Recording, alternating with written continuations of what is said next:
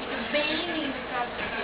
Só que eu gostaria de ficar com um beijo que a luz vai ficar aqui a câmera de foto.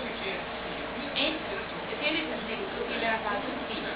E eu gravei o vídeo, só que como você estava interessado em escura, então, como a segunda vez nunca é engraçada como a primeira, não vou repetir, mas vou mandar o beijo pelo menos que eu tinha mandado antes. Então, eu quero mandar um beijo pra Trick, pra Mel, pra Molly, pro Topper, pra Desex, a Fadinha, a Silas, a Saxão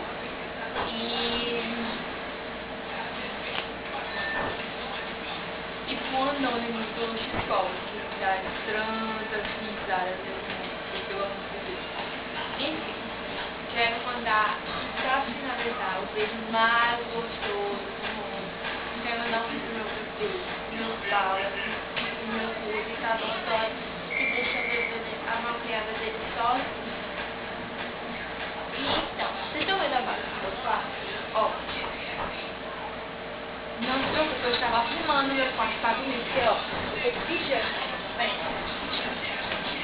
Então, eu não sei se o vídeo vai ficar escuro, se ficar escuro eu não vou gravar mais. E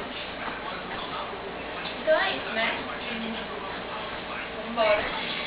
Tava descendo, porque a minha senha tá esperando.